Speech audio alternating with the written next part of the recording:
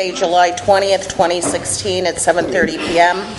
Mr. Mursky, Mrs. Arrington, Mr. Brennan, Mr. Jones, Mr. Kwiatkowski, Mr. Winarski, and Mr. Witherspoon is absent. Please rise for a moment of silent meditation and Pledge of Allegiance. Mr. President, I would ask as we go into our moment of meditation that we remember all those in our community that are less fortunate than we are, locally as well as globally. Remember, all those that have lost loved ones since the last time we were in these chambers. And I would also like to take a moment to ask us to remember Mr. Witherspoon wasn't feeling very well physically, so if we could send him our thoughts and prayers and positive energy as well. And finally, I'd ask that our God and Creator give us the wisdom and the right information to make the best decisions for the citizens of the city of Erie.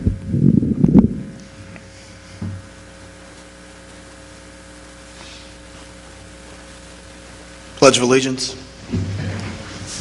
I pledge allegiance to the flag of the United States of America and to the republic for which it stands, one nation, under God, indivisible, with liberty and justice for all. Approval of minutes from the meeting of July 6th and bills for payment on July 15th and 22nd, 2016. Mrs. Arrington, Mr. Brennan, Mr. Jones, Mr. Kwiatkowski, Mr. Winarski, Mr. Mursky.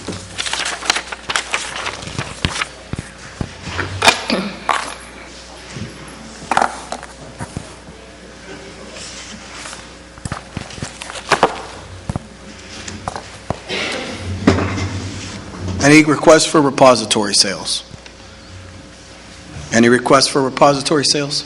Please step up to the microphone. My name is Michelle Kunselman. I live at 2119 Camphausen Avenue in Erie, and I would like you to consider my bid on lot Maplewood number 75. It's an empty lot currently being maintained by the city. I would like to take over the maintenance of the lot and eventually build on the property. Okay, any other questions from council or anyone want to say anything? Where is it adjacent to your house? No, not at all. Okay, and where is it in the city? Fairmont Parkway and Okay. Kilpatrick Avenue. Gotcha. And what are your plan? You plan to build on it? Is that what you said? Eventually. Okay. And you live on Camphausen, you said, right? Correct. So that's not too far from it, is it? No. Yeah. Any questions from council? Mr. President, Mr. Jones. are we talking about, thank you for being here, talking about building a single-family home, or what would your plan, a single-family home to rent out or to, okay, thank you. Are you current on all your taxes? Yeah. Okay. Mr. President, Mr. Brennan. is it being maintained now? You have been maintaining it? I haven't. The city does. The city's maintaining it. Okay, thank you. Any other questions? Okay. We don't vote at it at this meeting, but did you turned in your stuff to the clerk's office? Okay. That will come up for a vote at our next meeting. So Okay. thank you very Mr. much. Mursky, can I ask one more question? I'm sorry. Yes. I have one more quick question. Do you have a time frame, if this was to go through in your favor, do you have a time frame on when you would? I don't. You don't? Okay. All right. Thank you. Thank you. Any other requests for repository sales? Seeing none, we'll move to citizens to be heard. Our first citizen that called ahead of time to be put on the agenda is Mr. Randy Barnes.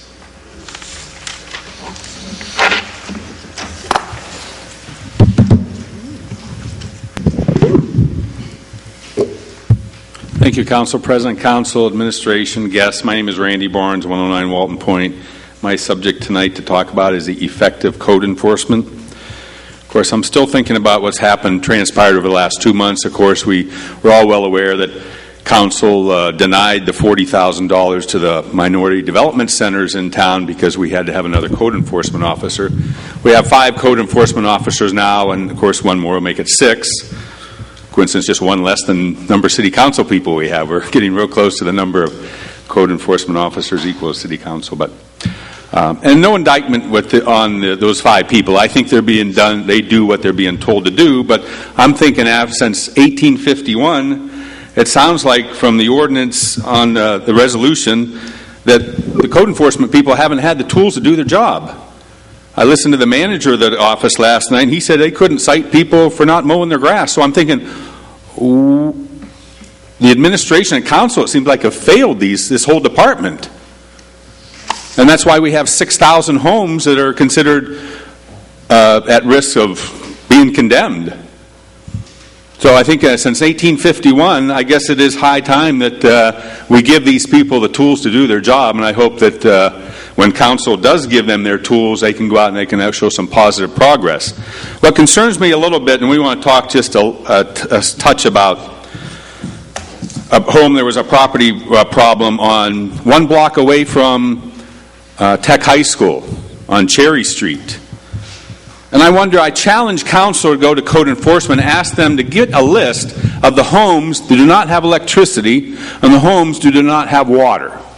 Do you think that would be a hard list to get? And do you think that would be the list that maybe these 5 code enforcement officers could go out and investigate? Because the house on Cherry Street, 1 block away from our high school that kids walk by every day and hundreds of parents drop their kids off and so on and so forth, had dogs in there that had been dead for months.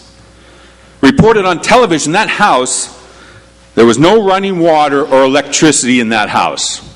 How can code enforcement in the city of Erie allow a house to be inhabited and not condemned if it has no water or electricity in the home?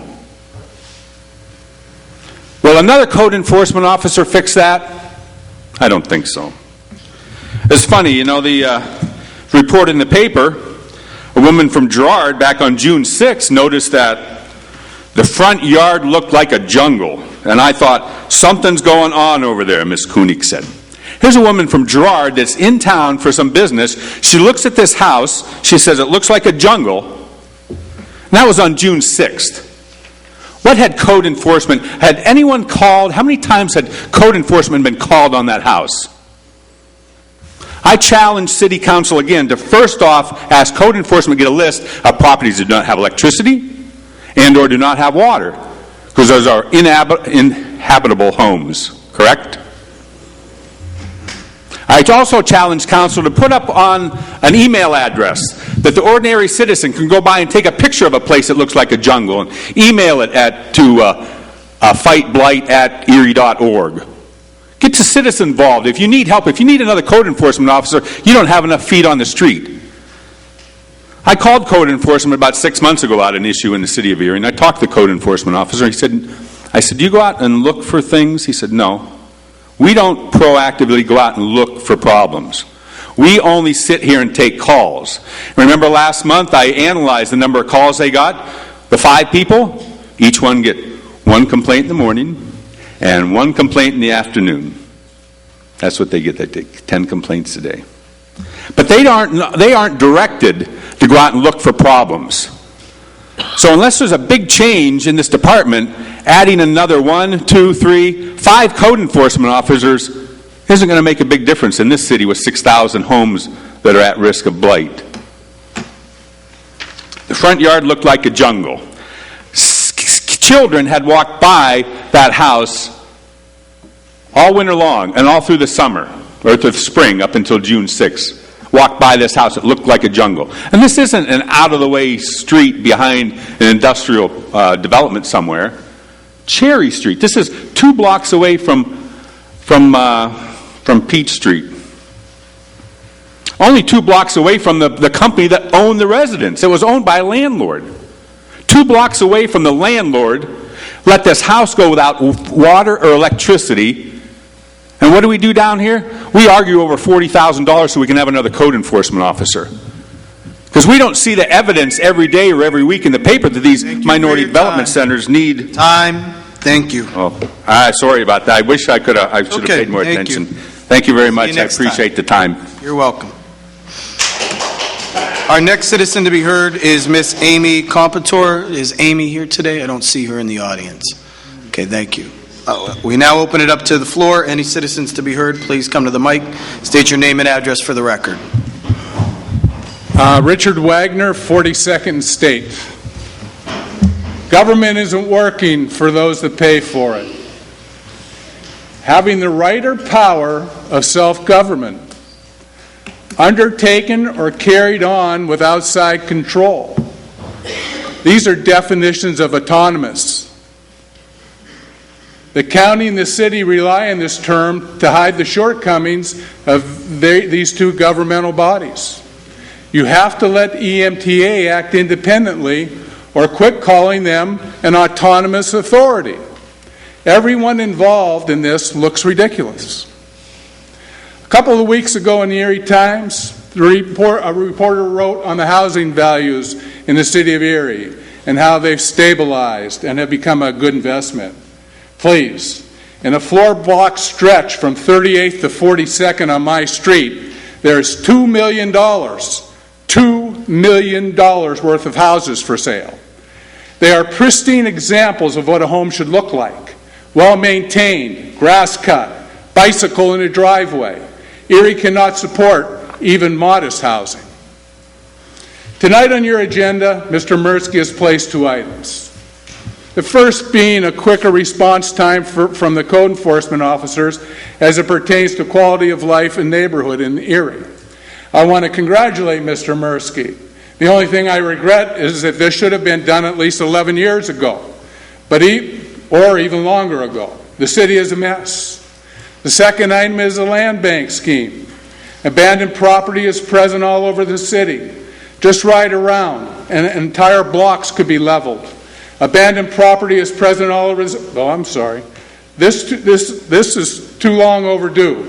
But one thing, and I consider probably the most important thing, is that the population of Erie has shrunk to such a low level that there aren't people who want to start their future in a rundown, overtaxed, dilapidated city. I support council on both these endeavors, but honesty, openness, and the hiring of the right people are the only way either of these programs can be successful. I have an observation. The mayor's term limited out. I'm watching retirements, promotions, transfer of at-will employees. Is that all as a reward for being faithful to the mayor? This is a terrible abuse of that position, in my humble opinion. I received a letter from Mr. Badams, the superintendent of schools. He wrote stating, due to the district's tax collection cycle being out of compliance with PA's local tax collection law, some new policies are being implemented. You may be asking yourself why I'm bringing this up at a council meeting. I've been made aware that a certain councilman has been in meetings with Mr. Badams and Mr. Brzezinski discussing issues concerning the finances of the school district. I can only assume that the changes to the tax collection schedule had to be talked about. That's why I'm here. I'm going to try to make this as simple as I can for this group. Mr. Badams is trying to collect 3 years' worth of taxes in a 2-year window. I am being required to pay an April 2016 payment, a November 2016 payment, and a payment in 2017 towards the end of the year. That's right, 3 tax bills covering 2 years. Do you realize that $38 million is going to be pulled out of Erie's 2016 economy to go fund an out-of-control school district? I might also accept this ridiculous money grab if it was going to help anything. It will only delay the inevitable. The high burden of labor contracts, crumbling schools, and the burden of paying for an underfunded pension system will only lead to the collapse of the Erie School District. Remember what I said. $38 million out of the Erie economy at Christmas time, when your heating bills are higher. And no time is a good time to abuse the trust of the taxpayers of Erie. I'm asking you tonight, get Mr. Badams in front of this council and have him explain this nonsensical attempt at funding his failing system. As a citizen and taxpayer, I really want to trust the decisions that are made by elected officials. I'm no longer confident that we are getting honest responses to our problems. It has to stop. The city is dying, and we can no longer afford what is being perpetrated upon us. Thank you for your time. Any other citizens to be heard? Evening, Council. Good evening. I'm McDonald. My prop is 19th and Reed. Got a nice crowd here tonight. I like this. I got some issues for y'all. First one I'm coming up with, why the police had to whoop that boy like they did? If they did that to me, I'd make them kill me. Kill me right now. That was uncalled for. His daddy was down here a couple of weeks before that, maybe 3 weeks, and he was appealing to y'all, trying to get y'all to get them off of that boy. It was uncalled for. It was uncalled. They'd been better off if they'd went on and killed him. Tell me they busted his eye out the socket. And on TV, you could see the police coming in there fighting him like I don't know what. What they gonna take him to trial over there for when they done put the judge and the jury over where they beat the hell out of him? I hope that don't happen to me or any of my kids. Because I'm going to tell you something. It's got to stop somewhere. You don't hear telling no white kids getting treated like that, men or women. Why you treat... I don't know. God said we supposed to love one another, but y'all hate us. You know what? It's easier to love than it is to hate. Hate is a poison. Hate is a poison. I just don't understand it. I try to be a Christian. I talk to God, and I'm going to talk to him about y'all. I'm going to talk to him. I'm going to talk to him. I'm going to see if he can get y'all to agree on anything. Our kids, you took that money from them. That was a bad deal right there. That's going to come back to haunt you one day. I promise you that. I promise you that. But getting back to this police deal, I asked you a long time ago, I said, how do you train your policemen? It looks like you're training them to hate black folks. You better train them to love us. Because let me tell you something. You're opening up a can of worms that you will not be able to put the cap back on.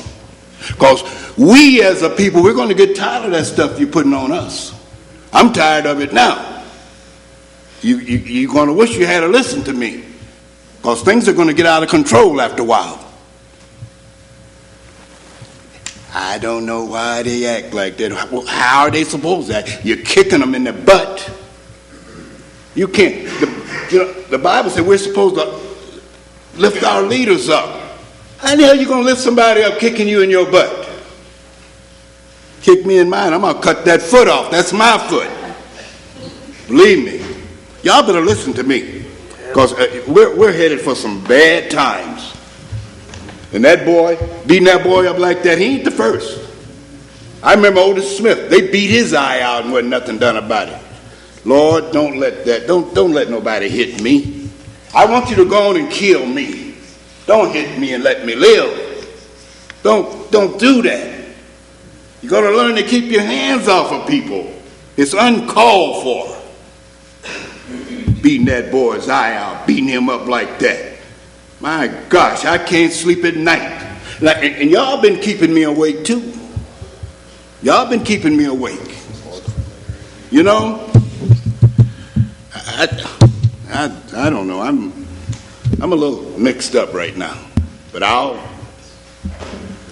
straighten out. You and I got to have some talk, though. Me and you, because I need to tell you about a few things. Because the mayor we got up there now, I don't know how he got up there, but we want better than that. We want somebody up there for all the people. Joe up there for white folks. He don't even go in a black neighborhood. Will you go in a black neighborhood? I guess you won't. Talk back. I don't have to talk. I want to know what you're going to do. I go in all neighborhoods now. Huh? I go in all the neighborhoods now. Okay, you say so. But time will tell. Time will tell all things. I just can't understand why y'all so hard on our kids, and then you expect them to be good kids. They're good kids, but you're supposed to help them. I thank you for your time.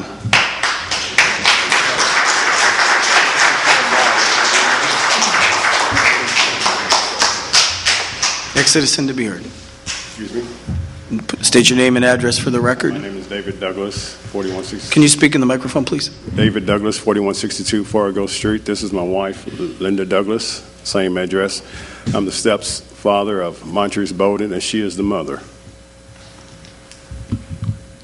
I've been a citizen of Erie for a year. Since my arrival, I've heard countless acts of police brutality by a group of individuals that represent the Erie Police Department. But recently, my son, Montrese Bowden, has become the latest victim of this brutality. For years, the black community of Erie has filed numerous complaints concerning the police brutality operating within the minority community of Erie. However, these complaints have fell on deaf ears because of the lack of tangible evidence. After seeing the video of the arrest of Montrese Bowden, it is clear that the past and the present complaints filed against these officers has substance. Now that the city administrators, city council, and police department have seen actual proof of the abuse that is taking place in the black community of Erie, where do we go from here? Will it continue to be ignored? Yes, my stepson, Montrese, he was negligent in his noncompliance with the police officers and must deal with the criminal consequences regarding his criminal case. However, two wrongs don't make a right. His consequences should not result in the physical and mental abuse that he suffered at the hands of these arresting officers. I myself have over 20 years of corrections, and I'm the son of a retired United States Marshal. I know how the system works as far as trumping up charges on individuals to justify excessive force. In the wake of violence that has been sweeping this nation concerning the police and black lives, God forbid that this happens in this city. It is the responsibility of the city council and city administrators to put a stop to this violence. Police brutality it has to stop. You know, there's no excuse. And my family, Montrese's family, would request that the city of Erie make a request to the Department of Justice to investigate this case. And I suggest that the city of Erie look into bringing a diversified citizens review board, because the police is out of control. There's nobody to police the police. Therefore, they operate within their own laws. Thank you.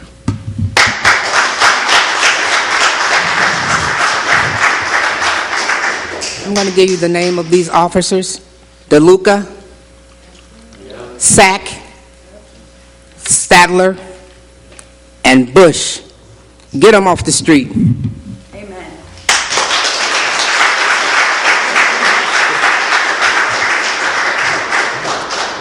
Heather Kosinski, and I live in the hood.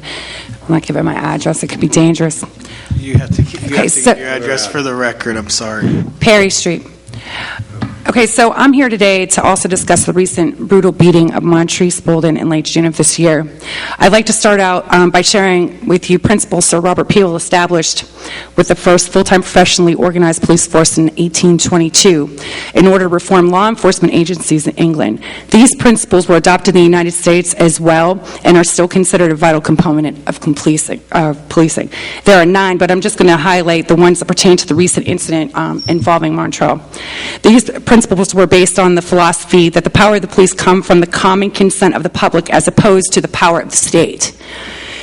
The ability of the police to perform their duties is dependent on public approval of police actions. As a member of the public, I do not approve of the treatment that Montreux Bowden received on the night of, I think it was June 26th.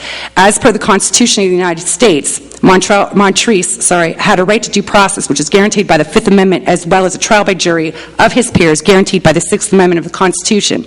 The police took an oath that they would uphold the Constitution while performing their duties. Their role as officers is to investigate crime and apprehend suspects. Regardless of the alleged crimes he was accused of, the police officers involved did not have the right nor duty to charge, try, convict, and sentence him to the punishment he received in that parking lot. They didn't have the right to do that. It is up to the courts to determine whether the accused is guilty or not guilty in the appropriate sentence. I can guarantee if he were afforded the rights that I mentioned previously, he would not have been sentenced to a fractured skull and eye socket. Never would the courts have sentenced him to that. Not only were his rights to due process in a trial by jury violated, his Eighth Amendment right against cruel and unusual punishment was also violated. The degree of cooperation that the public that can be secured diminishes proportionally as the use of force escalates. So in order for the police in the city of Erie to maintain and increase the cooperation of the public in which they serve, incidents such as this and many others that go unreported need to be handled immediately. I know many people that have come to me about being brutalized by police and never come forward because they're afraid of retribution. The police have charged them excessively. In order to avoid the extensive period of incarceration, they just let it go. The last one I'm going to hit real quick is police use physical force to the extent necessary to secure observance of the law and restore order only when the exercise of persuasion, advice, and warning is not found to be sufficient. Montrese Bolden was secured by both arms when an officer began punching him in the face. He was also handcuffed with his hands behind his back when his head was slammed into the hood of a police cruiser and he had his face smacked against the door as he was being put into the car. This type of force was not necessary. It was more of a power play than it was to secure personal safety of the officers involved. It was not necessary. He was not a threat to anybody at that point. It was excessive. Police at all times should maintain a relationship with the public that gives reality to the tradition that the police are the public and the public are the police. Police are only members of the public who are paid to give full-time attention to keeping law and order. But we give them their authority on how they do that. I did not give them authority to beat him. That's crazy. This is not going to start here in Erie. You guys know me. I've been to Baltimore. I've been to Ferguson. I've gone to a lot of these police brutality protests, and this is not going to happen in Erie. This cannot happen in Erie. We are very lucky that we have not had anything such as this other than Dion Jordan happen. But this is the start of something big, and we need to stop it now. Something needs to be done. I don't understand why there's no administrative leave. Every other place where there's accusations of this extreme measure, they are put on administrative leave. They are investigated. Why is that not happening? It needs to happen. If you want the trust of your public, something has to be done, and has to be done now. Thank you.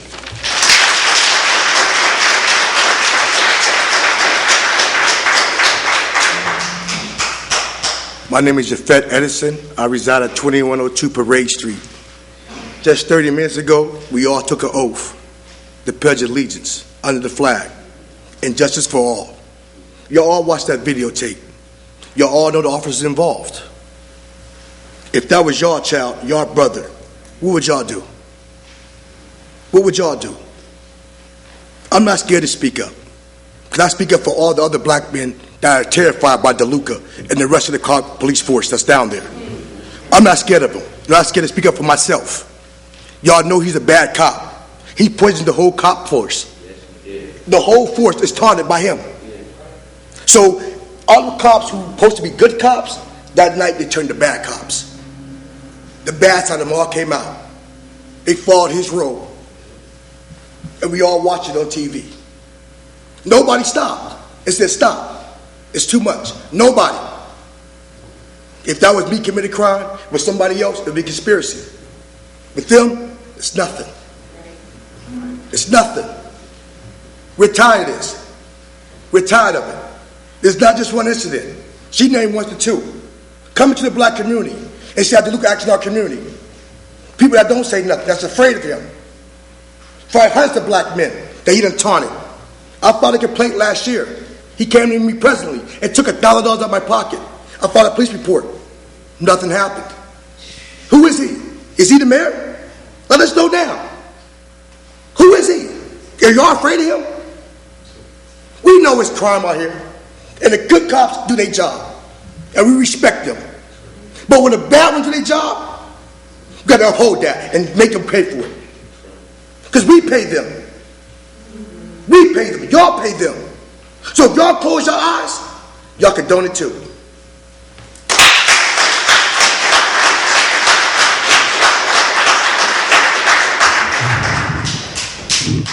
Good evening, Council. My name is Eflin Dawson, and on same thing with the police. On May 12th, my son Marquand was arrested by the police, DeLuca and Russell. And to make a long story short, I would like to share these pictures with y'all. When I seen him that day, he didn't look like this. When I seen him the next day to get him out of jail, this is how my son looked. And it was brought to his attention that he must have been, he's my size. He's my size. DeLuca and Russell is way bigger than my son. They saying that he was out of control, but ain't no way they can control this young man in the situation that they stated that he was in. But this is how I picked him up the next day, and this is how he looked. He didn't go to the hospital. They wanted to ice it up. They waited till when he got to the police station. Nobody wanted to give him a towel. He bleeding all over the place. They like, you just wait, you just wait. He said they picked up the dirtiest rag they can find and put it on his face. And he was chased by these police because they said they just know his name. DeLuca followed him because he said he was driving without a license. Now, he said he knew my son. Now, if he knew my son, he knew he had a driver's license. So there was no need for him to taunt my son as he did, and then for my son to look like this.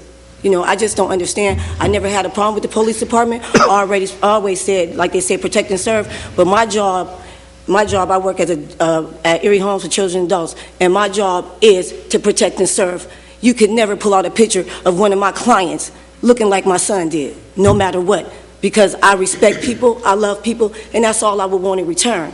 You know, like they say, these kids are not bad kids, but in return, what we're seeing, you know, it makes it hard to respect the police. You know, I always respect the police, but I see the situation that people in, like they say, an officer in hand is DeLuca and an officer in hand is Russell, is they don't have no respect for these kids, none at all. And then as me being a mother, been working all my life in Erie, Pennsylvania, and I always respected them. If they asked me a question right now, you know what I would do? I would turn my back. Thank you very much.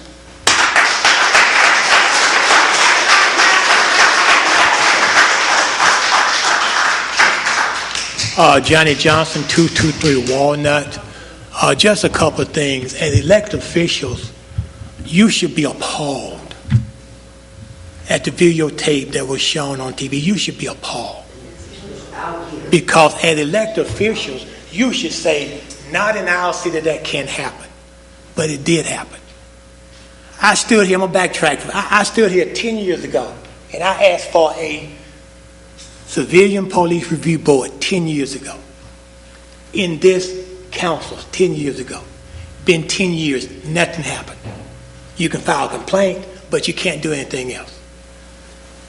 I'm really perturbed because I taught 34 years, and most of the people in the city I know most of the policemen, I know most of the students.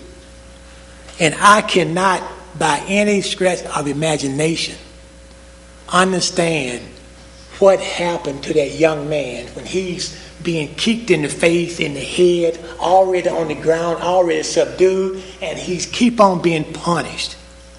That's excessive force. Anybody looking at the video with common sense would say that's excessive force. Excessive force means, as they said, those police officers should have been put on, if not suspension, administrative leave, and they should not be paid. Because I'm paying that salary. I'm paying that salary. It's time for us to hold you guys accountable. That's right. I'm tired of every time I come down here, there's an ordinance for this, ordinance for that, and there's no ordinance for people. Until you get involved with the citizens of this community, you're going to get what you get because you do what you do. And I'm going to say this, and it's an old Southern saying, chicken do come home to roost.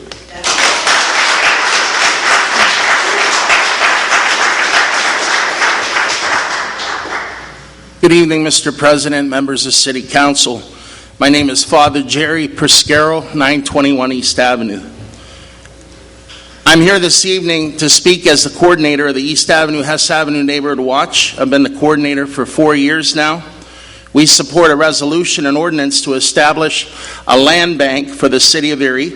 It's long overdue and strongly recommended in the light of recent comprehensive plan that was completed for the city of Erie. In 2008, the Federal Housing and Economic Recovery Act, known as HERA, H-E-R-A, began allocating nearly $4 billion for the Neighborhood Stabilization Program, known as NSP. Land banks have proven to be the most effective in stabilizing neighborhoods through the NSP program. Urban land banks were created to deal with the large number of tax delinquent properties and widespread abandoned properties. These kinds of properties are most commonly found in municipalities where industrial jobs have been lost on a large scale, as well as population.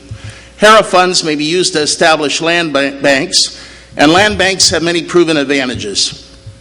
They can acquire foreclosed mortgages, they can rehabilitate structures, they can demolish vacant properties and structures, they can redevelop properties, they can build new structures, they can clear titles, waive taxes, place liens on property, set prices, determine terms and conditions in sales contracts to a third party, and maintain properties where they are abandoned or where there are vacant lots. They can serve as a developer and property manager. They can renovate foreclosed homes, make them available to low and moderate income families. I want to strongly encourage members of City Council and administration to consult with 6 successful land banks that lifted up their communities and are model land banks in the United States. The first is the St. Louis Land Revitalization Authority in St. Louis, Missouri. They have a history going back to 1971. Secondly, the city of Cleveland, Ohio has a land bank.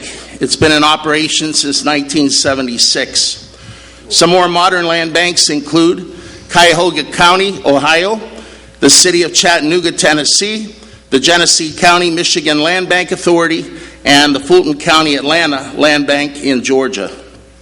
We don't need to reinvent the land bank. These cities and counties have gone before us. They have an established track record of what works and what does not work when it comes to land banks. Let's capitalize on their history and their experiences by consulting with them. We need to invite Emory University professor Frank Alexander, who is an expert on creating and operating land banks, to come to the city of Erie and speak and advise our people and our leaders how to get it done and how to get it done right. He is the renowned author of the book entitled Land Bank Authorities, a guide for the creation and operation of local land banks. I'd also like to highly recommend that members of the city and county invite and encourage the following 7 existing agencies to come together, partner their knowledge and resources, research and play an instrumental role in helping to create and establish a land bank for our area. The Erie County Redevelopment Authority, the City of Erie Redevelopment Authority, the Housing and Neighborhood Development Service known as HANDS, the Greater Erie Community Action Committee known as GCAC, a local real estate company, a local community development corporation, and a local financial institution. In conclusion, thank you for the opportunity to speak and to provide input regarding a land bank resolution and ordinance listed as new business number 2. I have a copy of my remarks today for each council member verbatim. Thank you. Thank you, Father.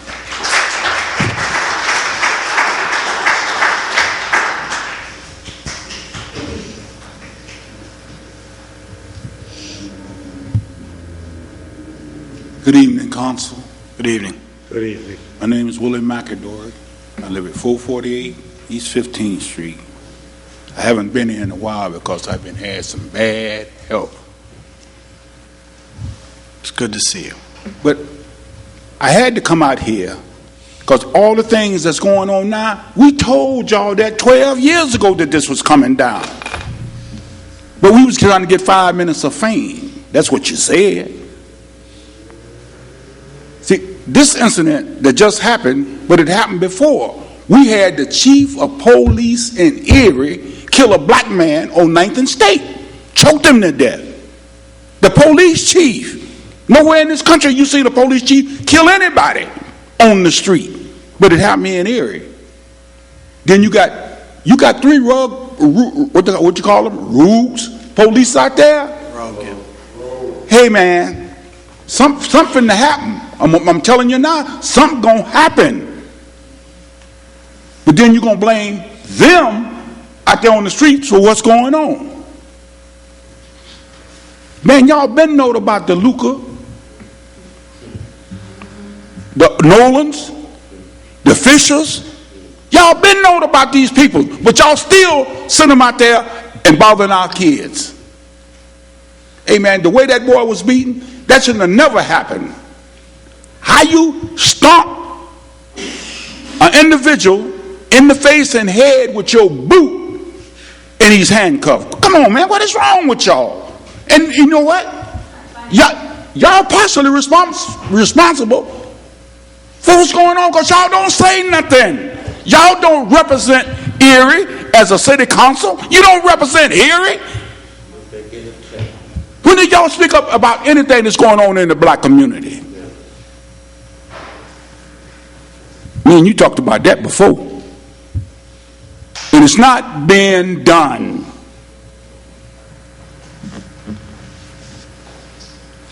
Why did that young man deserve to get that kind of whooping? That was scandalous. Something gonna happen, y'all. Y'all sit back and rag back like, oh, well, we'll let this blow by. It's not gonna keep blowing by. You know, and I would hate.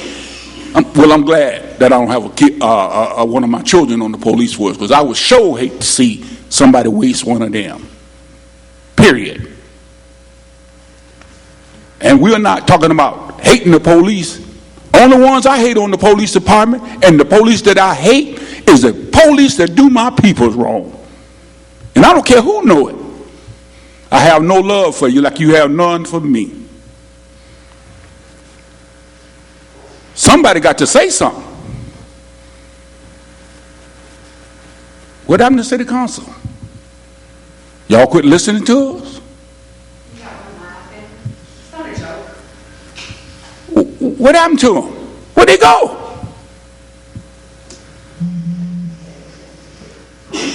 You think that we come down here to waste our time to look at y'all doing nothing? What happened to the council members that was up there? I don't know. I'm right here. I don't see them. Yeah, I don't know. But you're in charge of them. That just go to show you. They're elected officials. Elected for who? For you. They're not elected for me. Hey man, y'all playing a joke. And this ain't no joke with these people's lives out there on the street. These is real live people out there on them streets going through a whole lot of difficulty because y'all know y'all don't give them no jobs. He got to deal with not having no job, then turn around and got to deal with the police, and then he got to go home and deal with his landlord and all these other people that want something from him. Come on, man, y'all ain't being fair about this situation. Matter of fact, you ain't never been fair.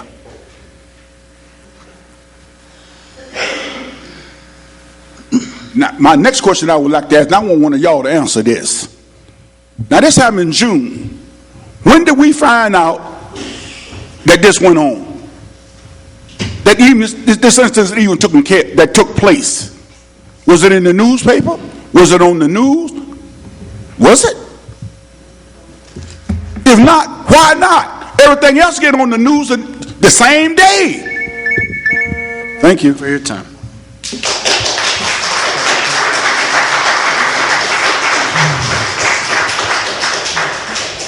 My name is Carrie Tabb. I live at 951 West 5th Street in Erie.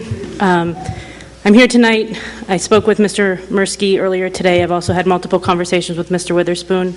I am the reason why the semi-truck parking has come to light. I just wanted to address council. I know it's not on your agenda tonight, that I believe it's next week or next meeting. But I just want you guys to realize what we as the families of the semi-drivers, as well as what our husbands and spouses go through. First of all, there's no parking in the city of Erie for these type of vehicles. These guys are out 4 to 6 weeks at a time, some longer. The extent of them coming on their home time is maybe 4 or 5 days a month. We have a family to support. With the job market the way it is in the city of Erie, it's hard to find a job paying what he makes. On average, he's averaging about $30 an hour, being gone from our family. We just recently purchased the home in question. We closed last month, and this is not leaving a good taste in our mouth for what the city of Erie is going to do for its citizens. As I said on the news earlier today, I don't know if you all saw it yet, but if this resolution does pass, that it is not going to be changed to allow us to bring just the cab portion of our semi and park it on our personal property. I agree with not parking them on the street because it could be a hazard to other drivers, but we are parking it on our personal property that we are paying taxes for, that we bought with the hard-earned money of that truck being gone. Those truck drivers are the reason why Mr. Mirsky stated that there's neighbors in Glenwood Hills and in Frontier that are complaining that these semis could be parked in their neighborhoods. They're not going to be there if those drivers don't live in that neighborhood. And if they are going to complain about it, stop buying the posh clothing that they're wearing, because how do you think it got to the stores, those truck drivers? Stop buying the food at the grocery stores, because that's how it got there, those semi-drivers who are sacrificing the time away from... I have a 19-month-old son. My husband is hardly ever home to see him because he's out there making a living to support us, to be able to purchase the home that we just did in the city of Erie. I'd like you guys to really reconsider what, and I guarantee I'm not the only one and the only wife and the only family member who struggles with raising a family basically on my own because he's gone. I mean, I'm basically married to a telephone because he's gone supporting our family, doing what we can to be a tax-paying citizen in this city. If it does pass, I believe you guys are really going to hear the wrath of multiple truck drivers in the city who we're not the only ones that are bringing them home. And you're going to hear a lot more of us down here, and this isn't going to go away. Thank you for your time. Thank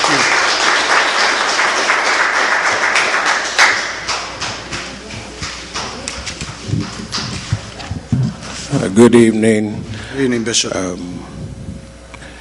My name is Bishop Dwayne Brock, 1129 Pennsylvania Avenue.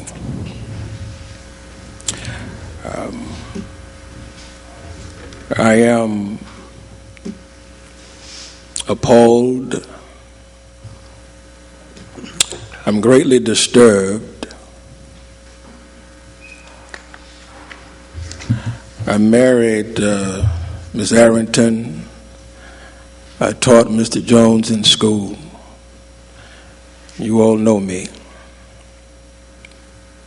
My phone has literally been ringing off the hook. I stood and disagreed vehemently with Unified Erie because I said then that our police officers do not have the temperament to handle this unique culture of young men on our streets. Some laughed. Others told me about scientific analysis like we are laboratory experiments. And when I saw that video, I saw two police officers holding a young man and another police officer take his baton or some object and beat that young man in his chest. I saw them slam him face down on the ground, face down on the car, took him by the neck, choked him, threw him in the vehicle backwards where he hit his head on the car jamb. Reprehensible. Not in Erie, Pennsylvania. I've been on the street for now going on 37 years. I've come to tell you, Mr. Mirsky, my friend, something has to happen. We are sitting on a powder keg, even as we speak. There is a new culture of young men upon the street. They are not going to take this type of behavior. And before it gets out of hand, I implore pleading with you and our elected officials to do something about it. I'm representing this young man's father and the family and members of the community, both white and black. White clergymen and black clergymen have been calling me, asking me, Bishop, what are we going to do? I'm pleading with you from the depths of my heart. We need to move expeditiously with deliberate speed and do something about these rogue officers on the Erie Police Department. And I'm waiting, please, I'm waiting for your response. Thank you very kindly.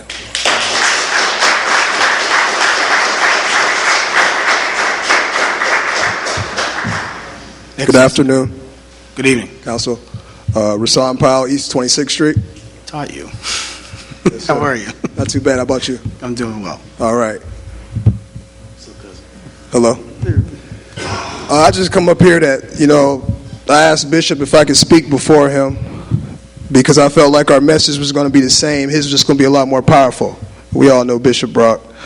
I have a lot of respect for the man, and I want to say that the elephant in the room is what happened to Montrese Bolden, who is a friend of mine, and I think, and I'm getting emotional just talking about it, but that video was obnoxious. I think any decent human being would watch that video and see that. So I don't think we need to beat that horse too much more. I did hear the names DeLuca and Nolan and all these other names, and I think that's just distractions from the bigger issue. I think the racial injustices that go on in this city are at an alarming rate, and I think what Bishop said, that he's up here pleading with everybody to do something about it because it's about to erupt like a volcano. If you can't see the tension in this room, well, you can cut it with a knife. I mean, people come up here and are fired up, and I think those of us who appreciate the city that we have of Erie and the beauty of it, I think we better do something. I'm serious. I think something better be done and be taken serious right now. I mean, we could go on and on about the different stories that people have to tell. I just think that if anybody thinks that this is not real, go on Go Erie or any of these other websites that have a comment section. When somebody's brutalized or some sort of violence, just look at the comments. Look at what the people in our community say. The lack of empathy that the people in this community, and I'm a part of the community, so I'm not pointing the finger. I'm a part of this. It's all of us. The I'm better than you mentality that this town is known for. The establishments that enforce dress codes and different other codes to keep people of color or people who are different out of those establishments. I mean, we could go on and on. This isn't a secret. Everybody knows this. You could interview any of these people in this room and they'll tell you the same stories, probably more in depth than the ones that I'm telling you. And if we don't understand that this is a state of emergency by looking at that video, I mean, we see what's going on in the country right now. I mean, we've all seen it, and we don't want that here in our community. We got a nice community here, and we got some things that we're trying to do to better this community, and that just put us back 20 years. I saw that video and I almost cried. And I think anybody who's a decent human being and who wants, I had a 5-year-old daughter, I want what's best for her. We got babies. We want a safe community. We want our kids to be able to play without having to worry. What's going on the streets right now is insane. I'm on the front line. I'm with the young kids. I'm a mentor. I'm in the urban areas. When Bishop said this is a whole new culture, he was not lying to you. A lot of these kids are hopeless, and they say, oh, what's wrong with the kids? Let me tell you what's wrong with the kids. The kids don't see hope. And you take hope from a group of people, you got a problem. They don't see people of success that look like them. All they see is people who look different than them in positions of authority. The diversity here is a problem. And Don't wait until it go the other way. And for the record, I'm a law enforcement baby. My father is retired law enforcement, so I'm not condoning violence against law enforcement by no means. But if we don't do something, you're not alarmed now. Don't be alarmed when it go the other way. Don't get alarmed when it go the other way, because it will go the other way if we don't do something about it now. Thank you. Thank you.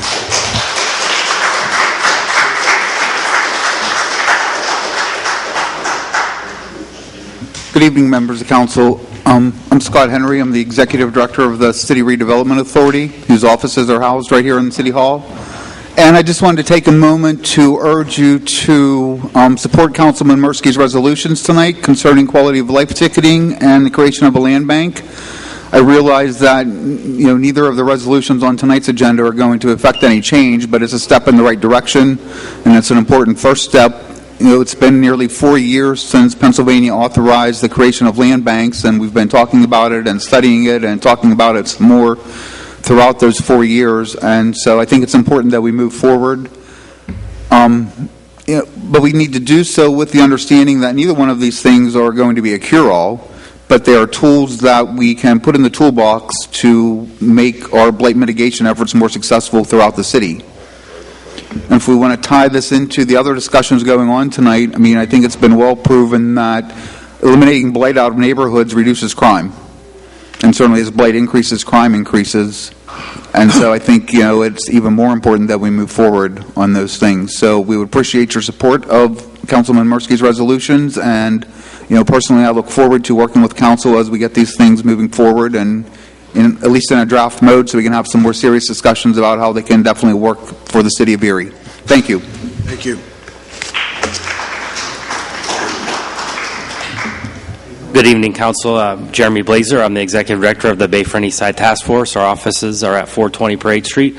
I'm here to comment on a couple different topics. First, I was asked by members of our neighborhood to attend the recent Planning Commission hearing yesterday regarding the semi-parking in neighborhoods. While I understand and have heard the previous comments in favor of this issue, I am representing our neighborhood who are strongly against passing a semi-allowance within neighborhoods. Planning Commission, I didn't speak yesterday because the entire Planning Commission and every resident that was there seemed to be completely on the same page. Hopefully that message has gotten back to council, even though it's not on your agenda yet, and hopefully it doesn't become before your agenda, because we clearly, other communities do not allow this.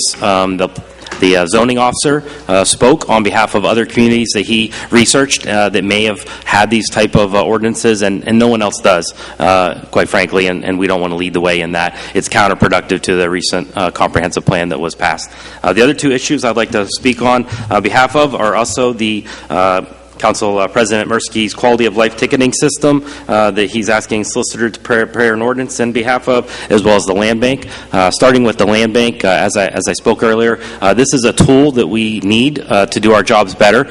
Representing a nonprofit organization who does dedicate dollars every year toward buying blighted properties. We purchase those quite frequently through the tax system, through the judicial tax sale that happens in late December every year. I am often bid against by other prospective property owners who, quite frankly, drive the price up. And so I have to spend a lot more dollars to buy property that is falling down, unfit for human inhabitants, and that we end up demolitioning.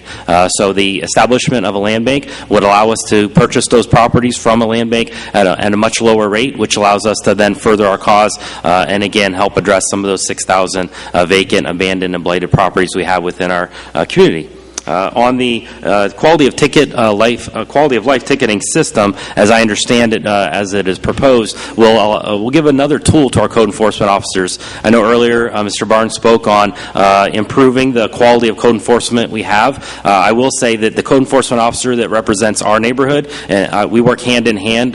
We have a great relationship. I truly believe we do have the best code enforcement officer. So I often ask him what would help him do his job better, and something like this would. We ask simple questions like there's hay growing at a certain residence. Grass is up to your knees, way higher than that. What does it take to get that corrected? And as he establishes the sequence of events from his ticketing towards someone actually getting a fine, it could be up to 45 days. And in those 45 days, the grass continues to grow. A quality of life ticketing system would allow this to be addressed in a much quicker fashion, hopefully bring the problem to resolution and improve the look of our neighborhoods, allowing for code enforcement to have all the tools at their disposal to do their job to their fullest capabilities. So I'd encourage you again to allow City Solicitor to work up ordinances on both of these issues. I thank President Mirsky for bringing it to your attention, and I would welcome any questions later on our support of these issues. Thank you very much. Thank you.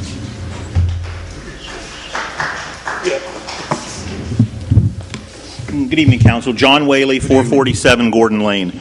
I came here tonight to talk about the land bank and the comprehensive plan. And as I sat here and listened to fellow citizens, I said, shame on me. Land bank's not really that important. So let me paraphrase one of my favorite comedians, Dave Chappelle. Security cameras are a hell of a thing.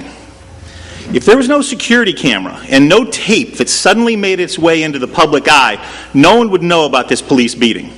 Wasn't taken care of on the 5th floor by the mayor who's watching right now. Wasn't taken care of by the police chief. It's been taken care of in social media, and things are bubbling up. Guy drove from, I don't even know where, to Baton Rouge because he was so fed up with the way things were happening. Don't let that happen here. Now, you're city council. I'm not sure exactly what you can do about these police officers. I worked here in 2006 on the 5th floor. I know the names. The same names were back then of people complaining regularly. So it's really going to be up to the mayor. He has to do something. You can talk to him. You can press him. But this thing's out of control. I stood up here about a year ago and I asked, where are we at with body cameras? Because back then, I don't know if it was Ferguson. I'm not sure where it happened. And then Randy Bowers was in the paper and he goes, we're looking into it. We're going to study that. We're going to look into that. Taser, which we all, the city owns Tasers. Taser is the #1 seller of body cameras. And they have a system that automatically records, keeps it, takes care of everything. We don't have one body camera on one policeman in the city of Erie. One of those guys could have had a body camera on and we could have seen what happened. Maybe something transpired before he got his butt whipped. I don't think so.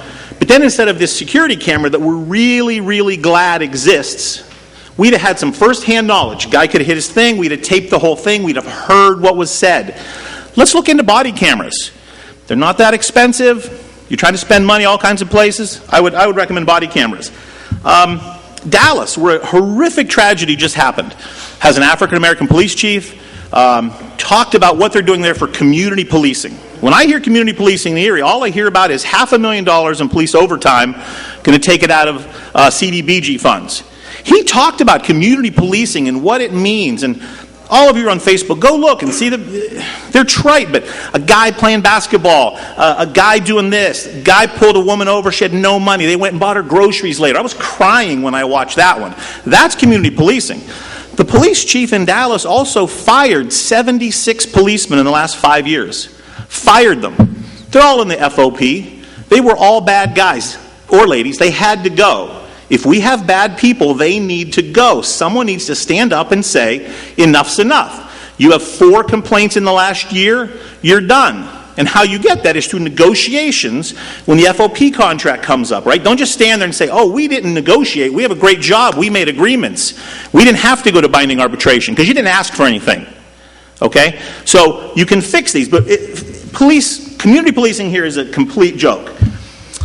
How many African American policemen do we have out of 169? I think we have 3. 20% of the citizens in Erie are African American.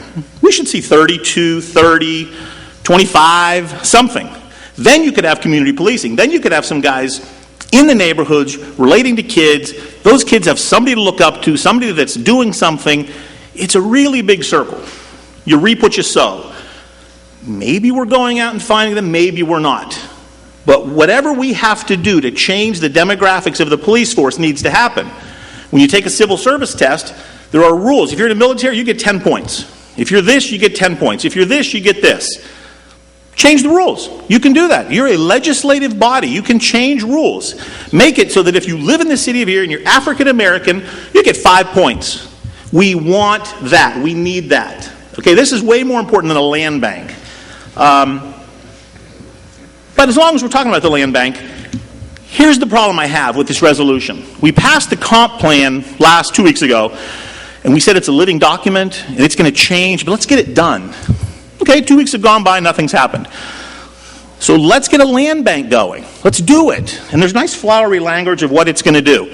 A land bank is so involved and has so much going on, it's more than just passing something tonight. There's no plan behind this. I don't see anything. I haven't heard anything. If you've got something, it'd be awesome if it was out there on the web, we could download it and read it. I grew up in Warren, Ohio, and there's a land bank there, but it's not the Warren, Ohio land bank. It's the Trumbull County land bank. It covers the whole county. Because Wesleyville's got some problems, Mill Creek's got some problems. That's regionalism. Why don't we do that? Why don't we have an Erie County land bank, not a city? For your time. You're welcome. Any other citizens to be heard?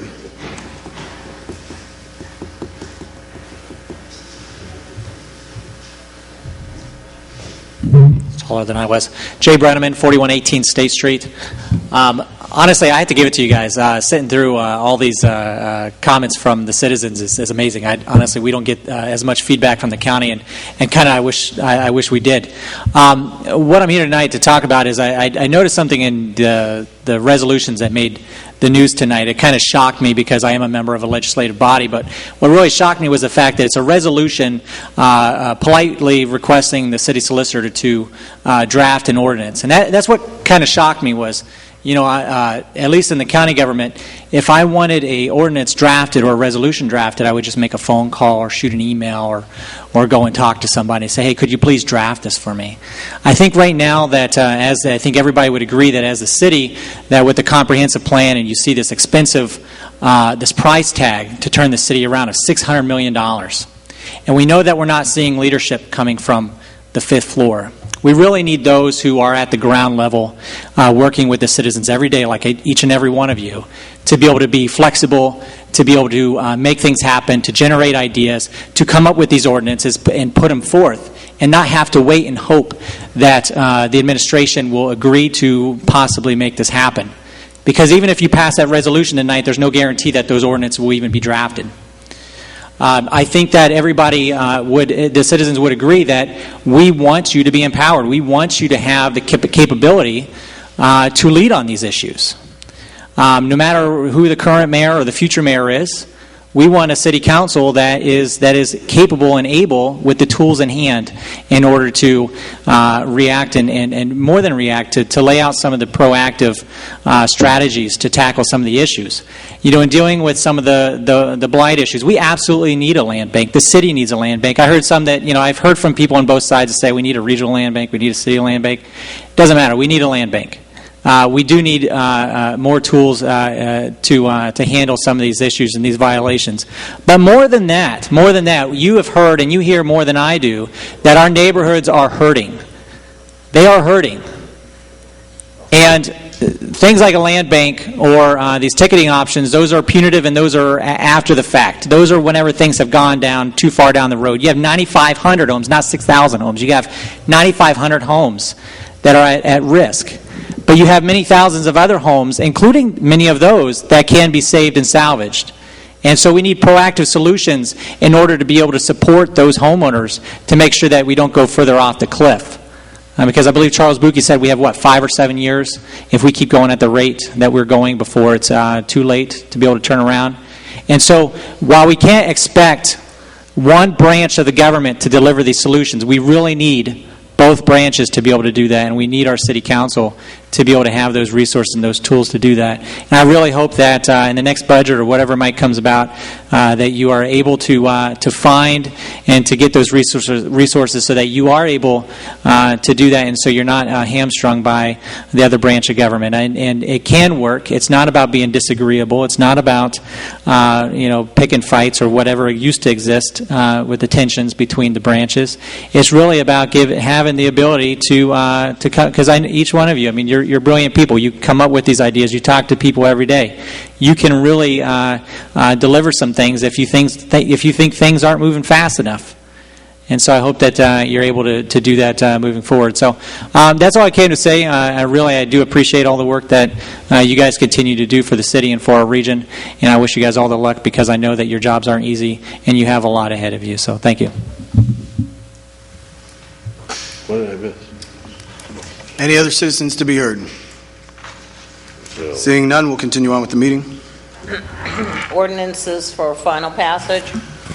Council file number 15959, official ordinance number 21-2016. An ordinance appropriating the sum of $121,872 from unappropriated and anticipated revenue and providing for the expenditure thereof. 2015 Insurance Fraud Prevention Authority. By Mr. Kwiatkowski and seconded by Mrs. Arrington. The council file bill number 15959, and now known as official file ordinance number 21-2016, be finally passed by the City Council. Mrs. Arrington, Mr. Brennan, Mr. Jones, Mr. Kwiatkowski, Mr. Winarski, Mr. Mursky. City Council passed official file ordinance number 21-2016 finally by a 6, nay 0.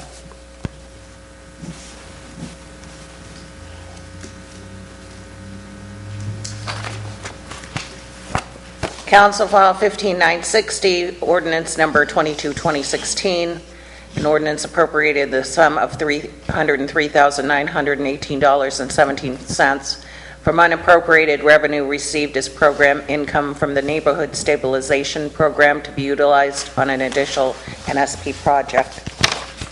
By Mr. Jones, seconded by Mr. Kwiatkowski, that council file ordinance bill number 15960, and now known as official file ordinance number 22-2016, be finally passed by the City Council. Mrs. Arrington, Mr. Brennan, Mr. Jones, Mr. Kwiatkowski, Mr. Winarski, Mr. Mursky. City Council passed official file ordinance number 22-2016 by a 6, nay 0.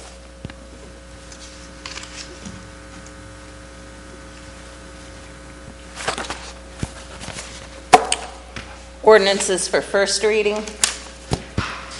Council file number 15961.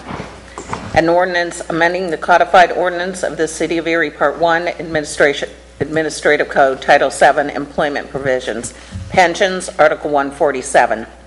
Police Employees Pension Plan by amending Sections 147.05E, 2A2, and 147.11F by amending the provision regarding service-connected disability retirement pension to clarify the exclusion of mental injuries, and amending the provision regarding anti-alienation in order to clarify the status of former spouses under the plan.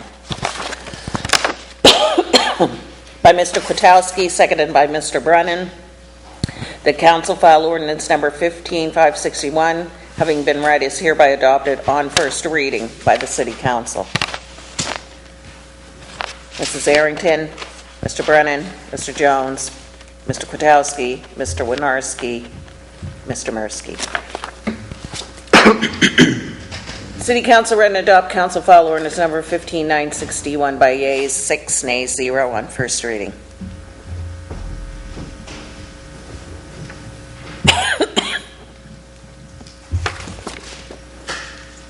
Council file number 15962. An ordinance amending the codified ordinances of the City of Erie, Part 1, Administrative Code, Title 7, Employment Provisions, Pensions, Article 149, Firefighters Pension Fund, by amending Sections 149.01 and 149.10F by adding a definition relating to surviving spouse, and amending the definition of survivor, and amending the provision regarding anti-alienation in order to clarify the status of former spouses under the plan.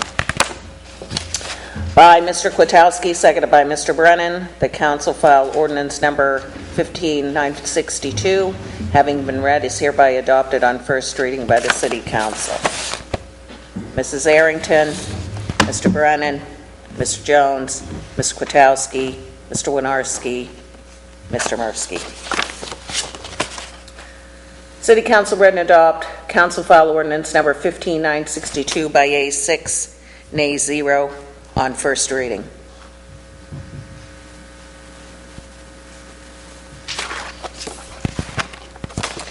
Council File 15963. An ordinance amending pre-treatment ordinance section 934.04D local limits, changing maximum allowable discharge limits for arsenic, cadmium, cyanide, lead, zinc, and phosphorus. Mr. President, Mr. Kwiatkowski. can I refer this to Mr. Mitchell? Go ahead. Doug, what does this pertain to? Is it increasing it or decreasing it or what?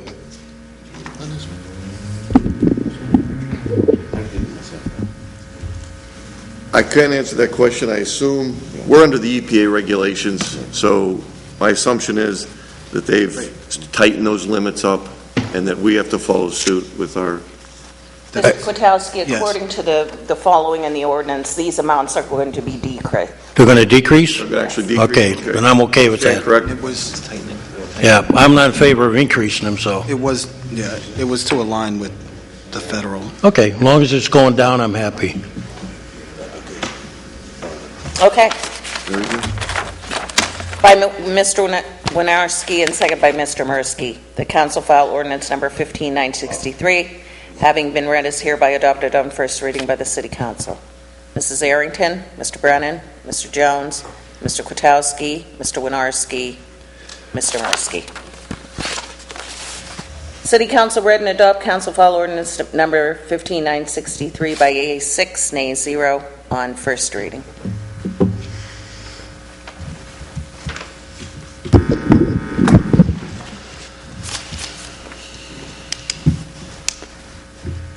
I just want to show you there. See right there, that's the one. Second. For sure. Let me know when. To Rosie.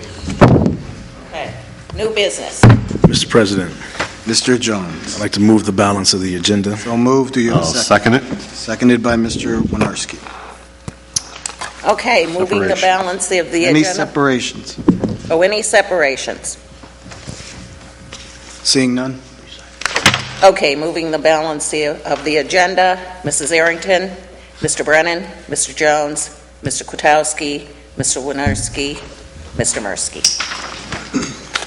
That'll take us to committee reports, Mr. President. Committee reports. We'll start with Mrs. Arrington. Good evening, everyone. I wish our citizens would have stayed to hear our response to the video. First off, I would like to say that I think it's unfair for anybody to come in here and say that we don't care. Because I lost a son to this madness out here. And that was all of our first time seeing the video. The same time you all seen it was the first time that me and my fellow councilmen seen it. And today was the first time that all of us, not all, we're missing Mel, have been in the same room. But I need people to understand is 2 weeks ago that young man's father came here and he told us about this. The following day, me and Cass met with the police chief because this bothers me. I'm appalled at that video. Our police officers are supposed to protect and serve. And what I saw in that video was not protecting or serving. And the first thought that came to my mind is, don't they have stun guns? Couldn't they have used a stun gun on them? To see 4 police officers do what they do, that was very disgusting. And I want our community to know, as a council, we are looking into this. But there is a procedure that we have to go through. Two wrongs don't make it right. I want them to understand that, because when I looked at that video, that could have been one of my girls, one of my grandsons. And as a mother, as a parent, I would have felt the same way his parents felt. I would have probably did the same thing that his parents did. And I believe these police officers should be held accountable. And we will be speaking to the chief as soon as we can, because we don't want Erie to turn into what the rest of these cities are turning into. Yes, we have a problem in our community. I have seen, my son has been gone. My son was shot and killed almost 7 years ago. And in that 7-year period of time, I have watched a whole generation of young black men shot and killed. We need for our policemen to be understanding. And one thing that I respect the parents, the stepfather and the mother of this young man, they admitted the wrongdoing of their child.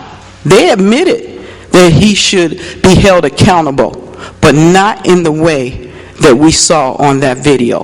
And I know that something transpired before it got to where it is. That's why I propose we go back to checking into body cameras. If we had body cameras, we would have known what happened from A to Z. It wouldn't be he say, she say.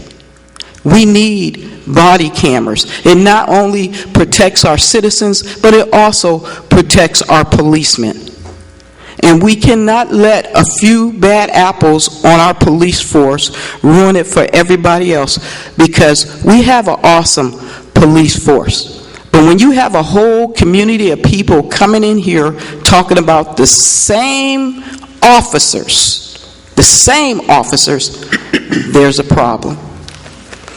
And as council, I don't know what it is we can do, but whatever we can do, I will assure you, as a council together, we will do what we need to do to help our community, to help our people, and to make sure that this never happens again in the Erie community. Thank you. Thank you, Mrs. Arrington. Councilman Jones. Thank you. Excuse me, Mr. President. There was a citizen that was talking about, and I am in very much agreement, that any body or leadership group in a community should represent and look like the composition of the people they represent and look like. With that said, and I think one of the comments that was made is that we can change certain legislative things. I'm not sure that we can change certain civil service laws at this level, to be perfectly honest. But here's something, and I'll reference very respectfully but very directly the comments that John made about videos on Facebook.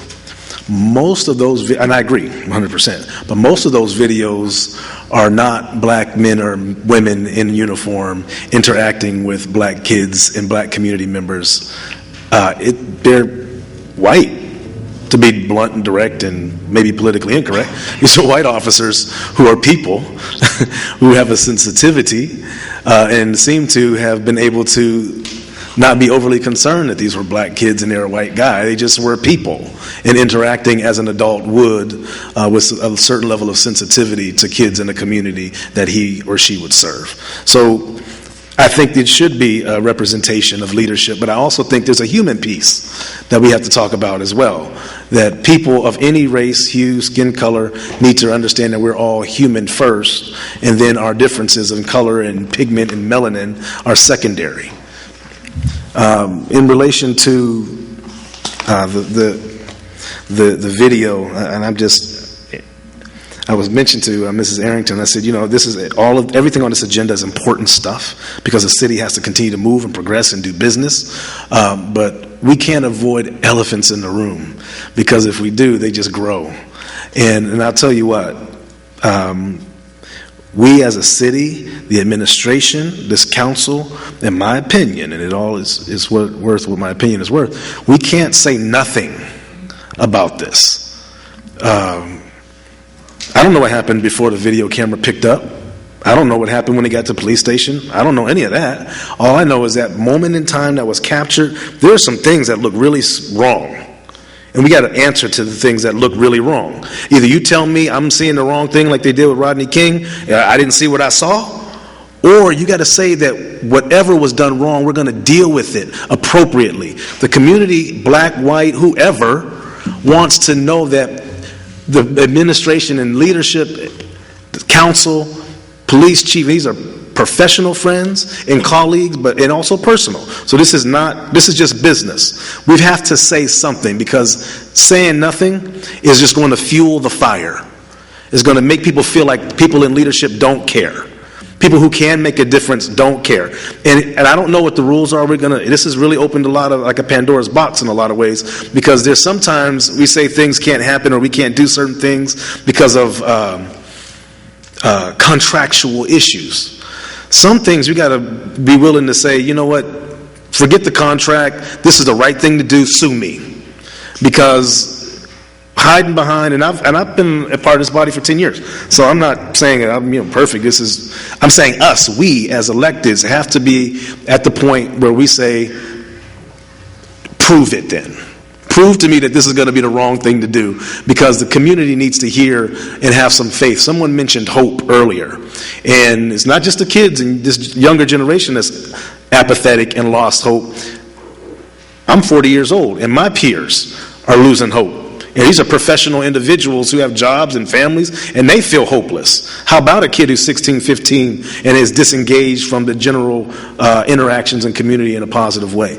We've got to do something. Somebody has to say something with some power. Again, I don't know if administrative leave is the issue or answer. I don't know, but something has to be said from somebody who has authority. As a council, I don't think that we have it. I don't know what we can do, but I know one thing we can do. We can speak up. And I think this body is going to do that, whether individually and or collectively. We have to say something. And saying nothing is unacceptable, and in my opinion, we become complicit in not the action, but saying that the action is okay. And that's something that I don't think the city can afford. We're doing all these comprehensive plans and all these brick and mortar improvements, but we have beautiful brick and mortar, beautiful green space, and if people don't want to live here, people don't feel safe here, it's all kind of a moot point. So I think something has to be said. There's a process in place. We have to follow it to a certain extent, but we have to be able to speak what's truth and be able to console, comfort the community who has questions. Thank you, Mr. President. Thank you, Mr. Jones. Mr. Winarski. Thank you, Mr. President. Really, no committee reports this evening. I have a Convention Center Authority meeting tomorrow and the EMTA meeting on Monday, which naturally everybody knows EMTA is a hot topic at this point, and we'll definitely update you on both of those at our next meeting. Other than that, I do agree with my fellow council people here that have spoken already. We do need answers, but before we jump to judgment on anything, we need to get all the answers before we comment on the total incident. But I appreciate, like I said, my fellow councilmen giving their input, and we'll leave it at that. Thank you. Councilman Kwiatkowski. You missed me first, or? Okay. You want to defer? We can. No, that's okay. I got my notes ready. Just get the brief ones out of the way. I attended the Parking Authority meeting, and their repairs on their ramps are going well and should be wrapped up, shortly. Met with the City Police Pension Fund, and the fund is doing well. It's well managed, and you made some changes today in it, which will only help preserve the assets of that fund. I'd like to thank Solicitor Villala there for his help in drafting these ordinances in a timely manner. Met with the Blighted Property Review Committee, and they do a lot of hard work, and I met also with the Property Maintenance Committee yesterday. And out of that came these two things, and I want to say that as I was sitting at the meeting, we kept talking about these things over and over every meeting, and I suggested that let's get it off the table and approach the president, let's get it done, and let's finally find out one way or the other whether we could do it or not. Time for talking is done. As you look at this community, we got enough problems. We need to clean up the blight, and we need to do it quick, and whatever tools we can use, that's fine. And if we get taken to court, so be it. But at least we'll be aggressive. Which brings me up to another point, Mr. Mitchell. I'll be meeting with you shortly on what I'm not happy about with code enforcement, and I have gone through the chain. So I'm going to set up a meeting with you. I think we got to be a little more aggressive. Citizens cannot be not answered anymore. I'm getting tired of looking at the weeds next to my house, and it's just getting too far out of hand. That's eyesore blight, and that's obvious. A gentleman out there keeps mentioning that this council is not very proactive. I don't know what he means by that. Tonight you saw the two ordinances, the first step being taken to get them accomplished. That was this council that did that. It wasn't the administration, it was the council that finally got off the table due to the hard work of our president. So I'm proud of this council. They've been very aggressive. They came up with the garbage ordinance, which has recovered some of that revenue. We've been very proactive. So I'm not going to accept anymore that this council is lax. I don't worry about what other councils did. I worry about what this one did. As for the civil service, there were some comments made that we can change it. So along with my committee of Mrs. Arrington and Mr. Brennan, since I'm the chair of that committee, I will check into that, and I will find out what we can and cannot do. I will report back to council, and it'll be their call whether we pursue them or not. We'll find out once and for all what we can do, because there are rules set up by various agencies. It's not. We had a councilman here earlier from the county that was telling us how to, he's surprised that we can only do resolutions. Well, what he should know is that the third-class city code is different than the third-class county code. When I ran for county controller out there, I found out real quick that our controller at the time was myself, has more power than the county controller in some ways. So every government is different. We can't all lump them together. And finally, let's see, I'd like to thank Mrs. Arrington. A couple of meetings ago, we met with the chief, and we saw, we were commenting then that we would have loved to have seen the video, but we were told that the video was at that time not available, and that's understandable. The video was released by I believe, the family. So at that time, Mrs. Arrington and I, we asked for it, but we were not privileged to see it. But I applaud her for her restraint and her concerns, and I just want everybody to know that, yes, we did pursue it, and because of what was said tonight, we will be setting up another meeting with the chief shortly, and I will be reporting back to council when that meeting will be. And I'll get together with all you and try to work out a date. So this will not just be another thing brushed under the rug. This council is a different council. It is a very proactive council. It is a council that cares. I'm very proud of them. And I will not accept undue criticism that's not properly directed. That's how much I feel about them. Thank you. Thank you, Mr. Gutowski. Mr. Brennan. Thank you, Mr. President. I attended several meetings this month, but I just want to talk about a few things this evening. I attended a Strong Vincent Neighborhood Watch meeting. It was a good meeting. We talked mostly about property maintenance issues and in the neighborhood and what they can do about those issues. Several examples kind of were gone over, and I did talk to our code review department about those issues. But really, their concerns are really the best way to address the issues and how to really, what concerned citizens could do to make their neighborhoods better and to get some things answered. So we're hopefully going to move forward on a lot of what their particular issues are and other issues in the city. I did also want to talk about the police incident. Of course, there was it's a terrible thing. Of course, I saw the video, and I really appreciate everyone coming today to talk about this issue and their concerns. And believe me, we have the exact same concerns, if not more. But just to kind of talk about whatever people already said, to kind of add to that, justice needs to be served. Council do whatever we can to bring justice and bring the truth out of whatever happened. So we'll definitely do our part, and we definitely want to try to get this answered as soon as possible, as quickly as possible. Also, with the I did want to talk about the EMTA. The MPO representative did come to our caucus meeting today and presented the optional solution to try to attempt to resolve the charter issue. And then really it kind of boils down to having an advisory committee look at the entire system and the equity of how the system is funded, kind of taking a break of having a charter only go for 4 years, so this could occur.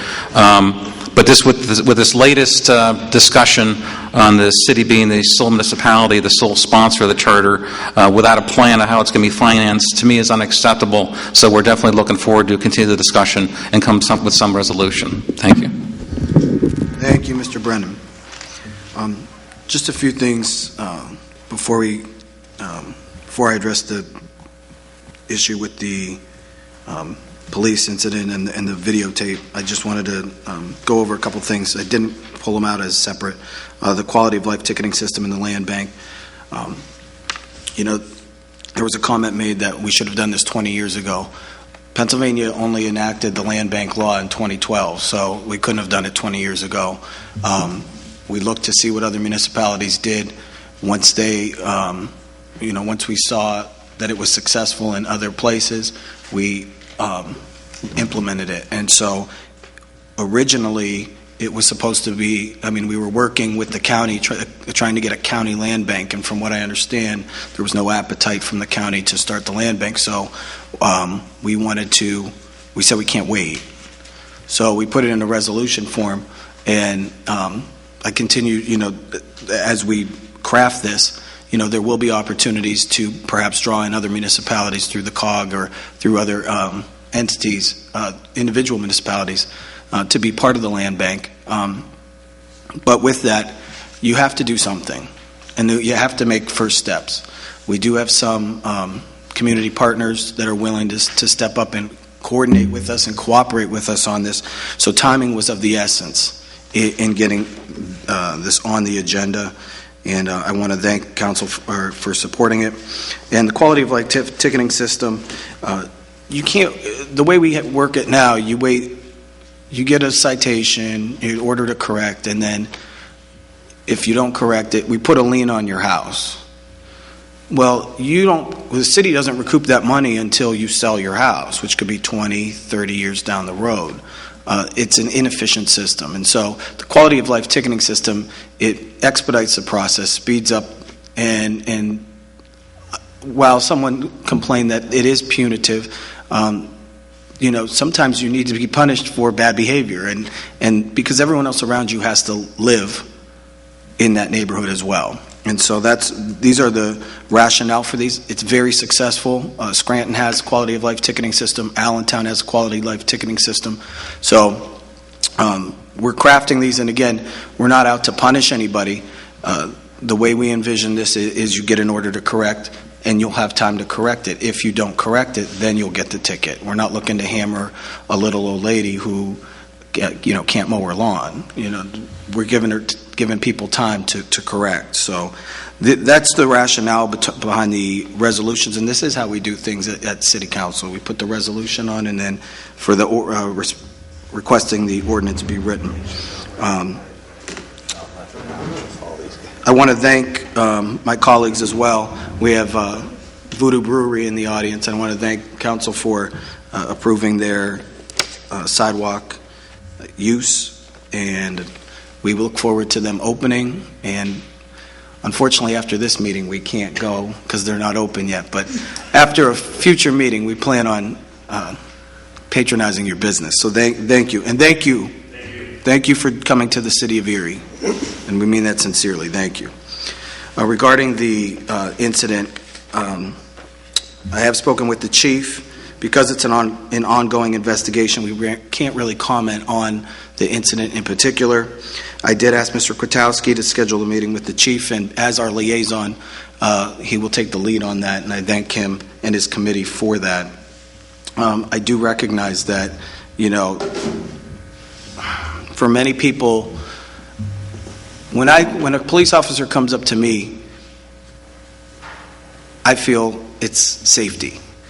And we have to be aware that for some people in our community, and especially minorities, that isn't always the case. They don't feel safe around police officers for a variety of reasons. And we do have a very good police force, by and large, a very, very good police force. I grew up in a law enforcement family, so I remember, worrying about my father when he was out there, and I know a lot of our police families, they fear every night for our officers that are out there on the street, because it is a different world, and kids are different today than they were even 10, 20 years ago. I also, teach in Erie's public schools, so I see, the hurt, and I see the anxiety that some people have towards law enforcement officials. We have to recognize that as a community, and it's not just in Erie, it's all around. I mean, it's nationwide, and it goes back. You've given me the buzz there, Rose? So we have to acknowledge that and just say it is part of the dialogue, and that's why community policing is so important. And I love what they're doing with the Little Italy Community Policing Initiative, because it's cops out of their cars in the neighborhoods, and that's how you win people over one by one, and that's we need more of those initiatives. As the process plays out, we seek justice, and justice will be done, and we seek answers. But I loved what the one gentleman said. He said, Erie needs to be the example, and we have to stop this. Let's make Erie the city that stops this trend. We need peace. We need discernment. We need community policing that impacts our communities and builds lasting relationships between the police and the community that they serve. And we need to come together as a city, and we need to stop violence. We need to stop violence wherever it is. And Erie can do better, but we're only going to do better if we do it together. So with that, I'll take it over to the controller. I have no report today. All right. Thank you. Administration, any report? Go home. Just briefly on the quality of life, I did download the Scranton and Reading ordinances. They are somewhat different. In fact, that Scranton has 39 specifics and Reading has 19. If you had any specific ones that you thought were more of a good fit for the city of Erie, let us know, and we'll deal with code enforcement to look over how we can make it work here. I think what we need to do is, we'll schedule a meeting with code enforcement, the administration, and my committee, and then we'll go from there. And crafting what works for Erie and what code enforcement and the administration, along with council, thinks are our priorities as a city. Yes. Mm-hmm. All right. No comment tonight. And with that, I want to thank also, before we go, I want to thank all the citizens that came out and expressed their opinion. This is what democracy looks like, and we need more of it. We don't need less of it. We need people to give their voice, because that's how we know what the people want. So I want to thank everyone for coming out, and with that, meeting adjourned. City Council adjourns at 9:21. Mr. Mursky, Mrs. Arrington, Mr. Brennan, Mr. Jones, Mr. Potowski, Mr. Winarski.